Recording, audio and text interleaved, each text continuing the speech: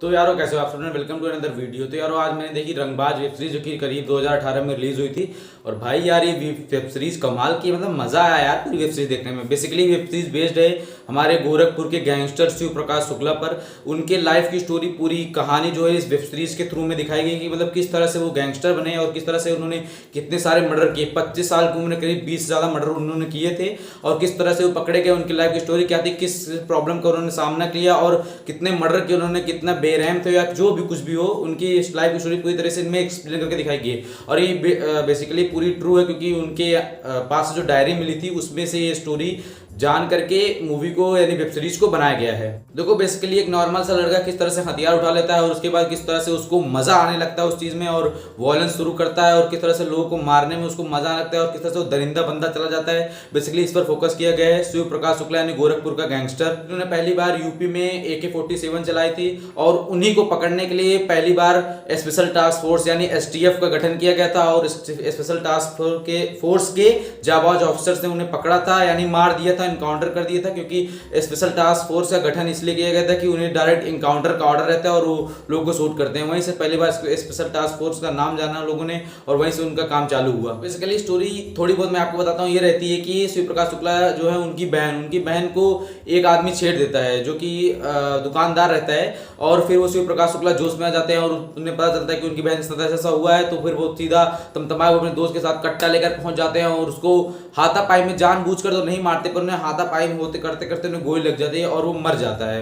और उसके बाद शिव प्रकाश शुक्ला डर डरे अपने घर पहुंच जाते हैं, क्योंकि वो ब्राह्मण के लड़के रहते हैं और घर में छिपे रहते हैं, मतलब दबे रहते हैं, डरे से रहते हैं। पर एंट्री होती भैया MLA की, नेताजी की, बस वहीं से तो कहानी पकड़ लेते हैं। वो पहुंचते हैं और वो क्या है कि जिस आदमी को मारा रहता है वो उनके अपोजिट का, मतलब कि जो हमारे MLA जी हैं उनके अपोजिट में जो पर्सन है उनका आदमी रहता है, नहीं उनका चेला रहता है, जो भी हो।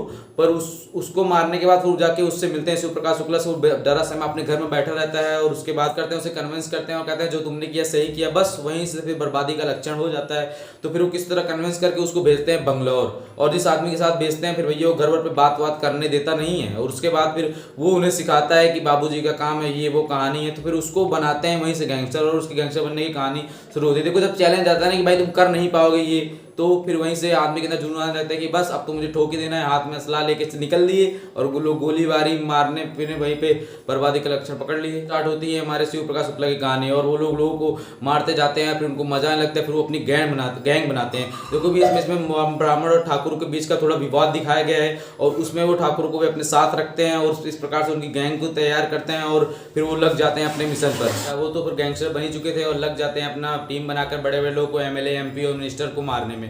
फिर उनके ऊपर हाथ आता है उदय भान सिंह जो पटना में रहते हैं, उनका हाथ आता है।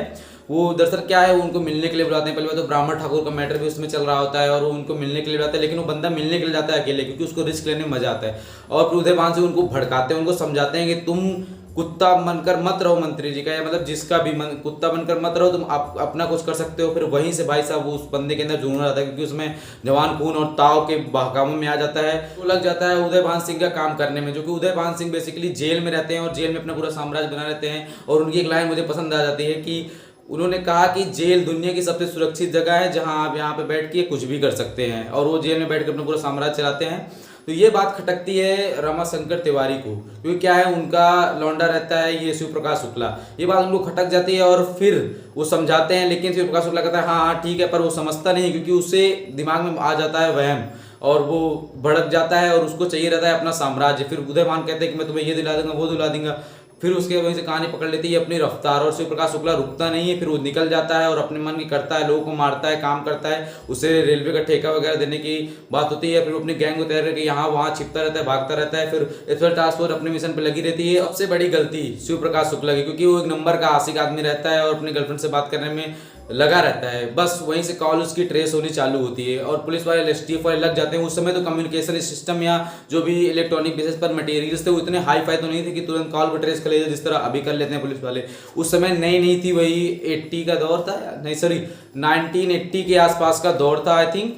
तो उसी समय में उतने अच्छे कम्युनिकेशन सिस्टम है, उतने अच्छे इलेक्ट्रॉनिक्स चीज़ें नहीं थी कि वो उन लोग को आसानी से पकड़ पाए। ये लोग लगे रहते हैं और उनको काफ़ी दिनों से ट्रेस करते करते, लोकेशन स्पॉट करते करते बहन की सगाई हुई रहती है, फिर वो वहाँ भी नहीं पहुँच पाता क्योंकि वो इस समय एकदम मोस्ट वांटेड बन जाता है यूपी का।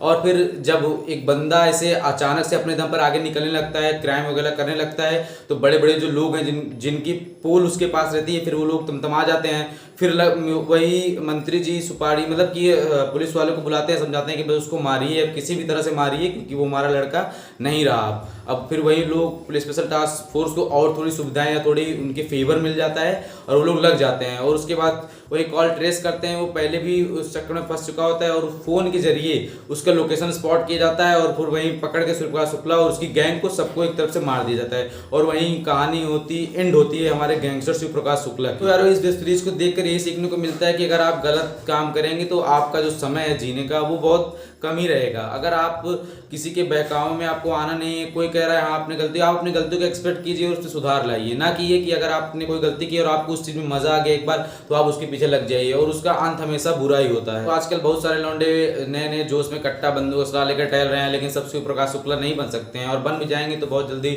उनका कांड भी हो जाएगा क्योंकि अभी तो सब कुछ एकदम एडवांस हो चुका है। तो इस वेब सीरीज में बहुत ज़्यादा कुछ ऐसा नहीं है, इसमें थोड़ा बहुत दिखाया गया ब्राह्मण ठाकुर के बीच में उस समय कितना विवाद रहता था, मतलब एक दूसरे को वो लोग मार के खाने के लिए लगे रहते थे। देखो कहा जाता है कि ब्राह्मण ठाकुर की दोस्ती और ब्राह्मण ठाकुर की दुश्मनी बहुत लंबी चलती है, तो मतलब उसी पे फोकस किया गया है और उस गुटबंदी और उन दोनों के बीच का जो संबंध है उनको यूनिक तरीके से प्रेजेंट किया गया है। उस समय क्या माहौल था हमारे देश का और जातिवाद कितना बुरी तरीके से फैला हुआ था। वीडियो आपको पसंद आया होगा, मेरा रिव्यू पसंद आया तो चैनल सब्सक्राइब जरूर कर लीजिएगा। मैं बार बार भीख मांगता रहता हूँ सब्सक्राइबर की, तो एक सब्सक्राइबर आप कर दीजिएगा और मिलते हैं नेक्स्ट वीडियो में नेक्स्ट रिव्यू के साथ। तब तक ले बाय एंड टेक केयर।